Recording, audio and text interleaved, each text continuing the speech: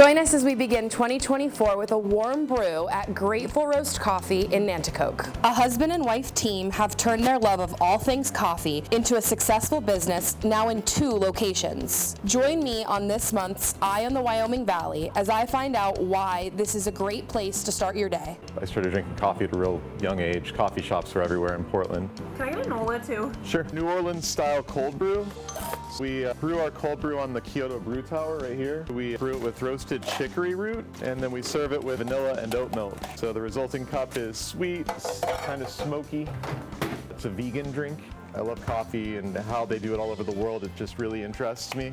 I moved to the area in 2000. There wasn't really much going on for coffee. I bought a coffee roaster in 2009. I started roasting coffee on my sun porch, taught myself how to roast, just following our passion for good coffee, led us into a brick and mortar in 2016. We opened up in Clark Summit about 2 years ago.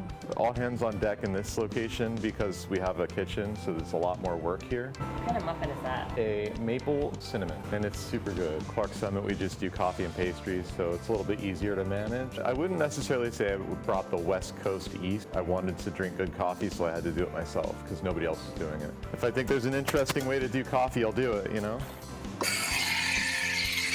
We roast all of our coffee here in our Nanticoke, Pennsylvania location. The basics, you take a raw coffee bean that's green and then you turn it brown. Typical roast will take anywhere between like 15 and 20 minutes. I like to develop my roasts a little bit more, so I'll take a little bit more time in the roaster. I think that it just rounds out a coffee a lot better.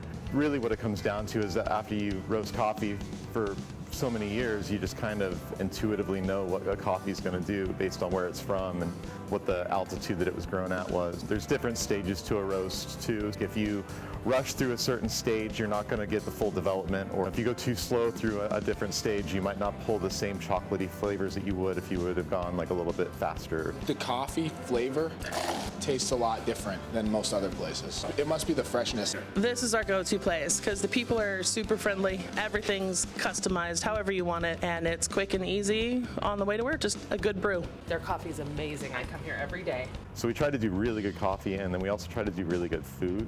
Our meats we get from Boar's Head because they're nitrate free, there's no preservatives, it's like all natural. We participate with local farms as often as we can. We buy our bagels from Bagel Art in Dallas. We do breakfast sandwiches and lunch sandwiches, paninis and that sort of thing. We do soups sometimes in the colder months, and we want to start bringing salads back as well. Last time I was in here, I was like, I don't know what I want. I kind of feel that way today too. Probably a latte of some sort, seasonal. We're gonna do a pumpkin maple. I'm excited, that's something new. Maple syrup, it's the way to go. Oh, look at that, latte art. Perfect. Just what I needed this morning too. A little bit more salt on the top. Trust me, you want that. I like people and I like culture because coffee is a global phenomenon. I'm able to kind of experience all different cultures all over the world, take what they're doing with coffee and try to apply it to our little shop here in northeastern Pennsylvania. Hey, how are you? They take the time to get to know you. They know you by name. They say goodbye. They say hello. It's authentic. My goal for having a cafe, having a place for the community. Anybody is welcome. Everybody's welcome. I think anybody's goal with life is to try to make the world a little bit better.